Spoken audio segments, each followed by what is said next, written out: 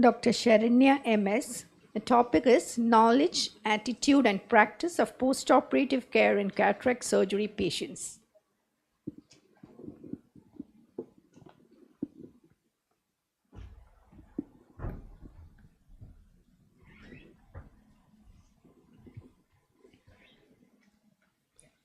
Good morning all. I will be presenting my paper titled Knowledge, Attitude and Practice of Postoperative Care in Cataract Surgery Patients. Aim of my study was to estimate knowledge, attitude and practice pattern of postoperative care in cataract surgery patients in a secondary care center. It's a cross-sectional study conducted using a structured questionnaire among 54 post-cataract surgery patients in a district hospital, Kerala. Section A contained demographic details. Section B contained 10 questions regarding knowledge. Section C contained 6 questions regarding attitude, and Section D contained 6 questions regarding practice, and knowledge, attitude and practice were scored into good, average and poor according to the patient responses. 76% patients were from urban areas, 85% patients were married, 53% patients were unemployed, and 77% patients living in nuclear families. The mean age was 64.57 years, ranging between 51 to 93 years of age, and majority of patients are between 51 to 60 years of age. 52% were females, 41% had primary level of education, and 28% had non-formal education. 50% belonged to low socioeconomic status, and 48% were belonged to middle socioeconomic status, and 59% had diabetes mellitus, and 42% had systemic hypertension. These were the responses to knowledge questions. 83% were aware that they cannot lie on operated side, and all the patients were aware to wear protective eyeglasses during daytime. But only 22% were aware that they should use an eye shield at night to protect eyes. And 90% of patients aware to report to ophthalmologist if they have any postoperative symptoms, and 92% of patients aware about the proper technique of cleaning of eyes after surgery, and 66% of patients aware the tip of eye medication bottle should not touch any area of eye. The overall responses to knowledge is good in 75.9% and average in 18.5%. These were the responses to attitude questions. 85% of patients thought it's necessary to perform hand hygiene before putting eye drops, and 77% of patients thought complete bed rest is needed after cataract surgery. And only 5.55% patients thought it's necessary to use an eye shield for protecting eyes while sleeping, and only 14.81% thought the right direction of cleaning eyes is from inner to outer canthus, and 57.4% of patients thought it's necessary to visit an ophthalmologist when they notice persistent pain and redness of operated eye. The overall responses to attitude is good only in 9.2%, average in 55.5% and poor in 35.18%. These were the responses to practice questions. 18.5% using an eye shield to protect while sleeping, and 44% washing hands before instilling eye drops, and 79% using protective eyeglasses during daytime. And 46.2% cleaning the operated eye with lukewarm water, and 18.5% sleeping on the same side of operated eye after surgery, and 59% always following the post-operative instructions provided by healthcare worker. And the overall responses to practice is good only in 5.5% and average in 75.9%. There is no statistically significant correlation was found between knowledge, attitude and practice scores.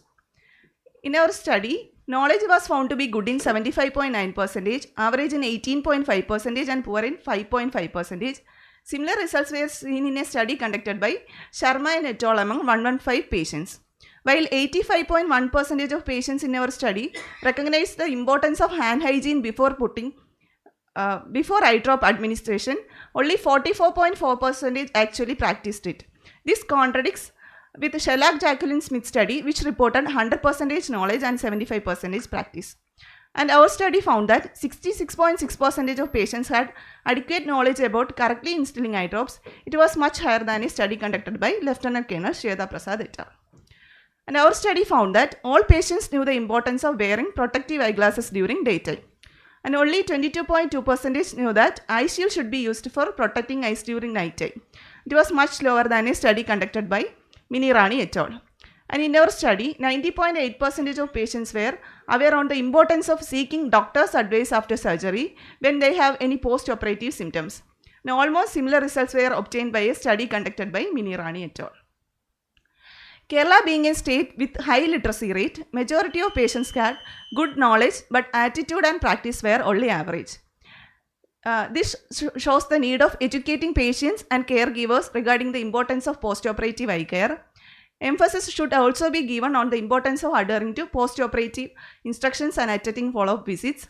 We can also provide resources like post-operative kit with instructions for ensuring better patient compliance. These were my references and thank you.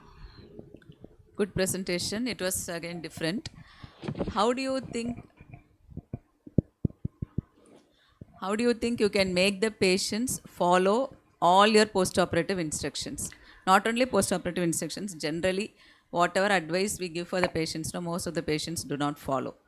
How do you think you can make them follow? It's a simple question.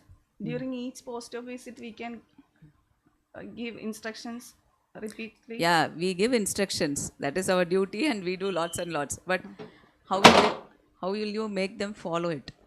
We can also provide post-operative kit free of cost. Anything else? See, always explain the consequences. If it is not done, what will happen to the patient? Okay. If drops is not applied properly, if the hygiene is not maintained properly, what will happen? What will be the consequence? Okay, then you can make them follow, because that is the main point of your study, right? That is the message you want to convey to the society, right? See, for every paper and every study, there should be a message to the society. So that is the message. If you want, they are not following properly. So if you want to make them follow, you explain the consequences in a good way. Okay? Good. Sir, this is 1 week, 2 week, 3 week and 4 weeks after. Same patients. Average. The counseling was done at the First post. So you are from district hospital. Yes, sir. This is the first time I have seen. Sir, I am in DRP program, district residency at that time. So you have finished DNP or not? No, sir, I am an MS student. MS. I'm just second year completed. Studying in college. Yes, this study in DRP, I was in DRP. That is, you have done in district hospital when you were deputed there. Yes, sir. Okay. 3 months posting was there. You told free drugs can be given. How can it be, man? I don't think in the government you can give free drugs. Sir, under CASP we can give drugs free of cost. CASP? What is that? That's Prime Minister's insurance scheme, we can say. Yes. What all you give? Under this we can give eye drops, eye shield. We can also give wet wipes. No. Drugs we are giving prednisolone, steroids, moxifloxacin, flurbiprofen and CMC. All we can give all drugs. Moxie for how many days? 3 weeks. Correct or wrong? Think it over. Okay. It is not with a mark or anything, but moxie for 3 weeks. Okay. Thank you, ma'am. Thank you, sir.